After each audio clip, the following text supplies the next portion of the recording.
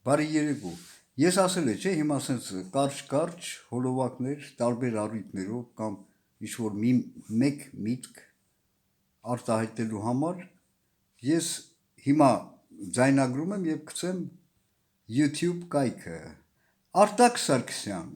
Հիմա ես պատասխանում եմ քեզ, նաեւ հարցնում եմ, բայց պատասխանում եմ։ Բայց ինչի էր մտել իմ ալիքը կոմենտներում գրել, բա դու ինչ իմանայր իբր իմ անձնագրի խնդիրի մասին, բայց քո կողմնակիցները ուրիշ ձևի էին գրել, ես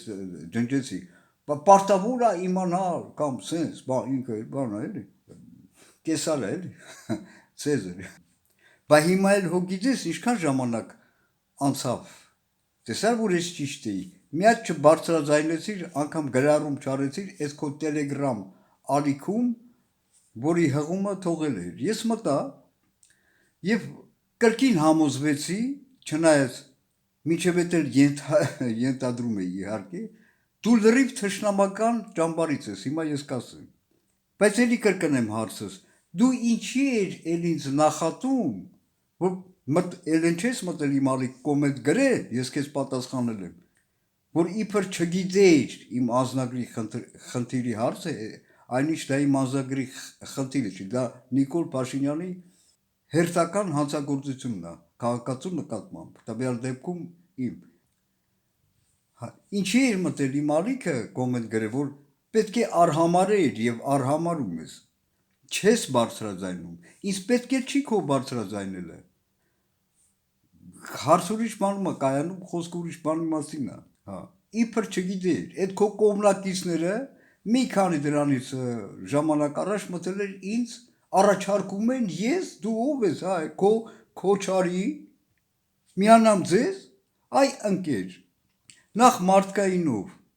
ես քեզ պատասխանեցի, տես Պարյադեշնստի հարցա, չէ, ասենք անկախ ամեն ինչից, դու կալանքի տակ ես, ես բարձրաձայնեցի, բայց դու իմ մասին ոչ, հիմա ինչ վերաբերվում է, այո, դու թշնամական ճամբարից ես, որովհետև կարաս հարցնես այդ Ղախպա Նիկոլին, ես դատապարտել եմ եւ դատապարտում եմ մինչեւ հիմա լիովի, այդ հանցավոր շարժումը, որը կոչվում էր Ղարաբաղյան շարժում, 88 թվականի, դեռ կարծեմ 87 թվականից էին ինչ-որ ուրիշ սոուսի տակ սկսել, հետո վերածեցի Ղարաբաղյան շարժում, ես դա դատապարտել եմ, հարցրեք Ղախպա Նիկոլից, այլ բան, որ Նիկոլը բռնեց սաղ աղաբաղեց, դեռ 2007 թվականին, 2008 թվականին մինչև մարտի 1-ը Ղախպա Նիկոլը անձամբ իմ ներկայությամբ ես հանդիպել էի, քանի որ այդ Ղախպեն իրեն ընդդիմական էր ձևացնում, ընդդիմություն էր հրամցնում, հասկացա, ես շատերի հետ էի հանդիպում, կարդաց այդ ծրագիրը կետարկետ եւ իր բենով ասեց, ոչ, ընդունելի չէ, այնինչ, լրիվ աղավաղված ձևով ասեց, արեց էլի, հասկանում եք, գիտեք ինչ մանրամասներ էր անգամ այդտեղ գրված այդ ծրագրի մեջ, ինչպես պատերազմից խուսափել, ինչպես պայմանավորվել Ալիևի հետ, քանի տար դեռ 2007 թվականը, 2 տարի, որ այդ 2 տարվա մեջ միգուցե իրանք ֆինանսավորեին, այն ղարաբաղցիների, որոնք չեն կամենա